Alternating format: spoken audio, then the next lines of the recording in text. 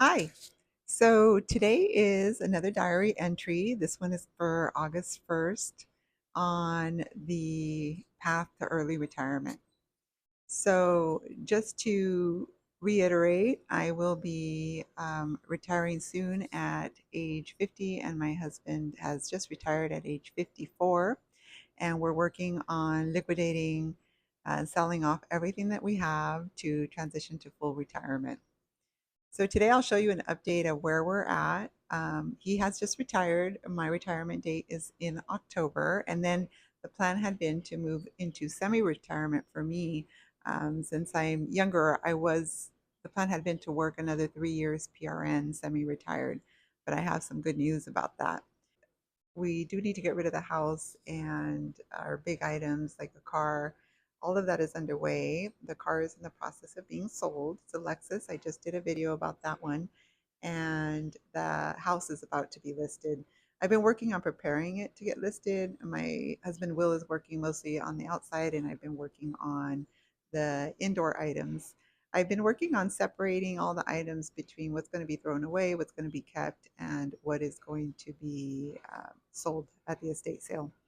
Um, Family and friends have, for the most part, picked up what they're supposed to pick up.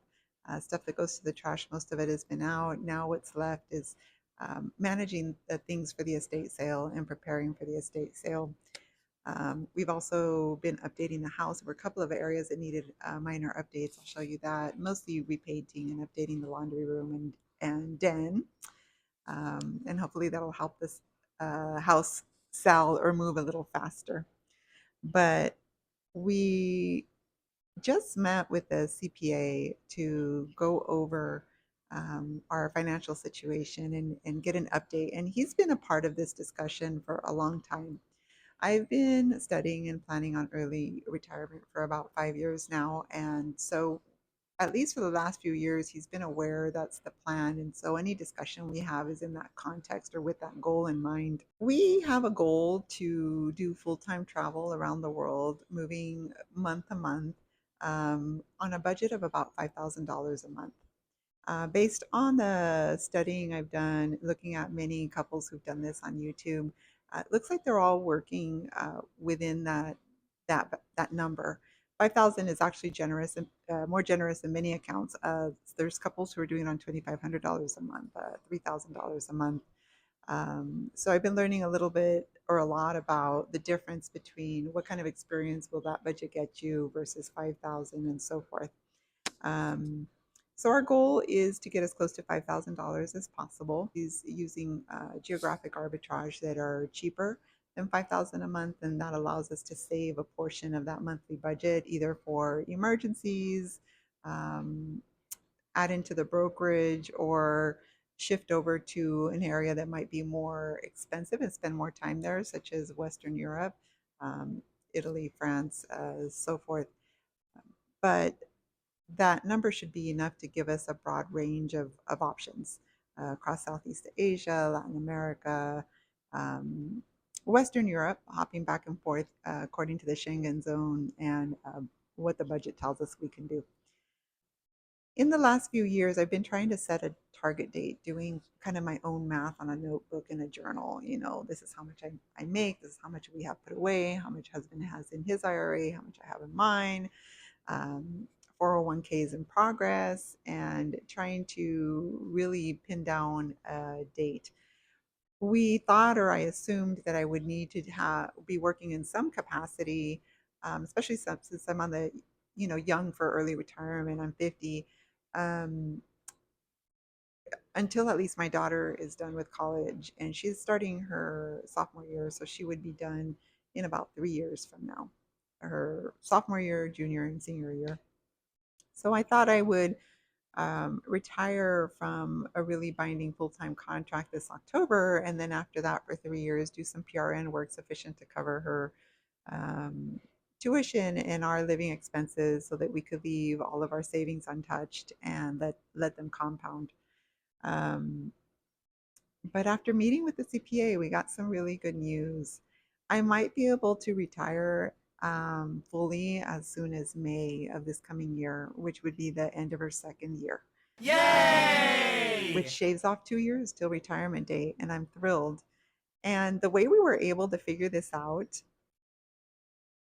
is that when I'm working on my target numbers on my personal notes, I'm taking a static number and I'm saying, okay, if the pot has about this much and I need this much per month, and divide it out, uh, in my mind, I wasn't reaching that $5,000 a month until she was done with college.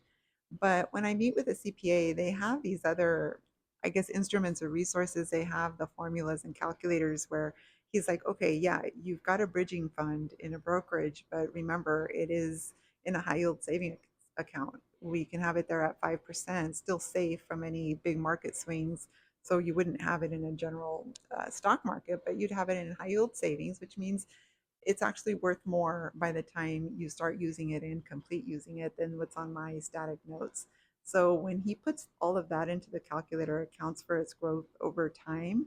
Um, it's actually more than I'm aware of, and got us really close to that $5,000 mark as soon as May. And that's provided that I'm sorry about that. That's provided that we sell at around the price that we think the house is going to sell, and kind of like all the other numbers settle in. So next May, I would be 51 years old and my husband would be 55 years old, which means we would need a bridging fund until he is 59 and a half. So we need a 4.5 year bridging fund where we can live off of cash until we now have access to our IRAs. And we have been able to come up with a plan that would get us to that number of $5,000 a month for 4.5 years.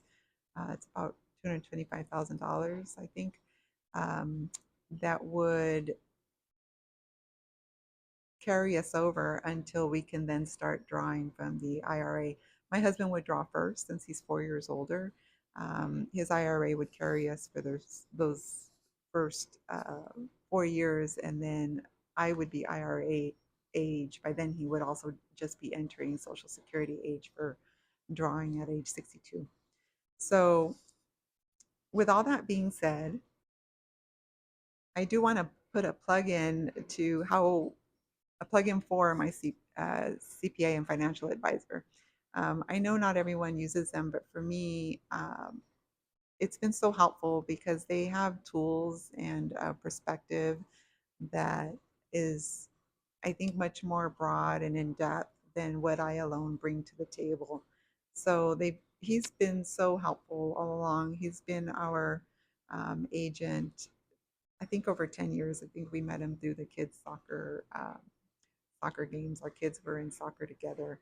And he has been such a great resource. At first, of course, we weren't talking retirement or anything. It was just about, hey, can you do our taxes? Hey, I'm changing this job. I need to roll over this 401. And he just over time started to do more and more. If we started a small business, when I started my flower growing, he helped us set that up. And then I work as a contractor, so he helps set me up as a 1099. And anyway, there's many functions that he's had over the years, and now he's transitioned into retirement planning for the last few years, and he's been so helpful. And he has a broad range of clients across all income ranges. People who even need $1 million a year in order to retire. But that's not us. Like, we just want enough money to go to most countries in the world, be able to pay for some decent lodging, be able to have some decent eating options, making meals at home, but also once in a while going out and having nice regional meals that help us learn and enjoy the local culture enough to do, some um, trips or tours. So, but we don't need, international properties or big items like boats or cars where we're going. I mean, it's pretty simple, just to have the basics to enjoy parts of the world that we haven't visited. Um, so that's my plug for us, how the CPA and the financial advisor has been really helpful in setting all of this up. So we got the good news that it could be as soon as May. He also said, as I realize is common with financial advisors, that with this plan, we would use just about all our liquid funds and we would go into the IRA, and we're strong where we stand in the IRAs. And he goes, and then you're collecting Social Security after some years, which you won't need even, you would even draw less than 4% from your IRA at that point. But as they often do, they said you can never be too safe. So he encourages me to continue some PRN work. But oh, that would be tough for me, y'all, because I am so ready to be completely done. I've never in my career, I started at age 15, I'm 50. It's been 35 years of constant work. And then this career I began about 20 years ago. I'm in medicine and I've never had a sabbatical or a break. And even this plan to go PRN in October is really not a full break. It is about 18 hours a week averaging, which is nicer than anything I've ever had. But by any means, it's not taking leave. So in May, I'm planning to take leave. And I told him that if by some miracle, after 3 months, I'm completely missing work and, there's just a gap in my soul and my heart and I need to go back, that maybe I would entertain it because I understand from a numbers standpoint how powerful it is to bring in any side income stream. And we also talked about the possibility of income streams that are not in any way related to our careers, which we are open to as well. So that's another bit of good news, is that we're getting close to our $5,000 goal without needing to do any other work. But if there was a big market downturn, or if somehow our liquidation plans don't line up the way we thought, we're a bit short, or we find that we want a larger monthly budget, then we would be completely amenable to doing some kind of side work. Um, so that's definitely a possibility on the table. And I actually think that's more likely what I would do rather than my primary profession. My profession pays well, but the thing is it comes at a very high price, with a lot of stress, a lot of psychological duress, physical duress, and I'm pretty sure I've closed that chapter as of next May. So the month of August will be finalizing things around the house. Labor Day weekend will be the estate sale. Also in September, once the estate sale happens, we can't really live here. The house is no longer habitable because a lot of the items we rely on every day will be gone. So I have arranged for a local Airbnb for a couple of months until my local work contract closes out in October. So as of September 1st, it looks like we will be moving away from this home. And I just hope that it sells fairly quickly. And I'm told that it should. The house is a nice size. It's 1,800 square feet. We did a lot to it. It's pretty much move-in ready. It's a good size for a young family. It's a good size for people downsizing, for retirees, a single story, safe for people with disabilities, a nice place to age in place. So it can be attractive to a broad demographic, and hopefully that'll help move it quickly. Once it sells, the Lexus should be gone by then. We remain with an RV and my husband's truck. We do have some big RV trips planned for the coming year, and we will complete those trips. And if we feel fulfilled with the trips we took, then at that time we can liquidate the truck and the RV as well. And from there, transition to more international travel, especially after May when I have no obligation to return for PRN work. I can start making transatlantic trip plans now. We're thinking the first leg might be Southeast Asia, maybe hop over from um, Thailand, Malaysia, Vietnam, um, for a quarter, and maybe over to Western Europe. After that, I've always liked the idea of the shuffle over to Montenegro and Croatia and Greece.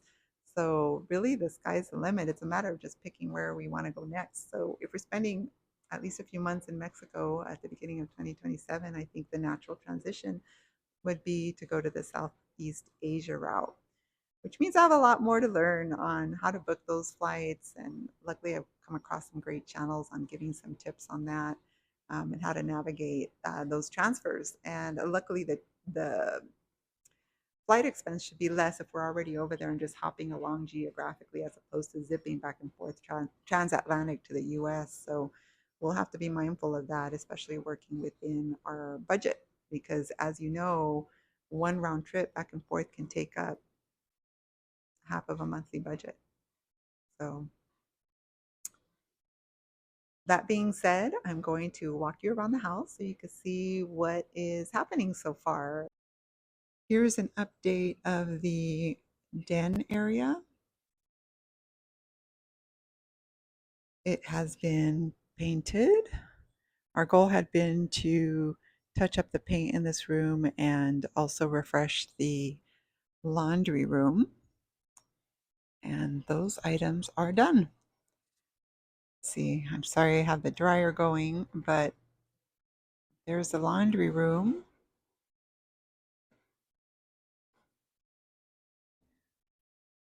This room was my daughter's room. She took her stuff to her new apartment. So I'm using it as an area to hold over stuff for the estate sale. All of this is holiday items, mostly Christmas and Valentine's Day so far. And the estate sale company suggested to put stuff in batches and bags, and then they just sell them by the bag. And interestingly, they also pointed out that of all the holidays, Halloween sells the best. That was surprising. Actually, need to, now that I'm finishing up the Christmas stuff, go and get my fall and Halloween um, decor out to also have available at the estate sale. So here is the dining area. Yesterday, someone picked up a lot of plants. Definitely looking more bare.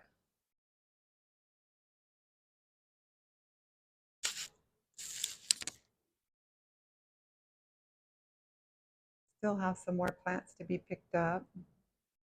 Apparently, they also sell well in estate sales. So, whatever friends and family don't pick up will go to the estate sale.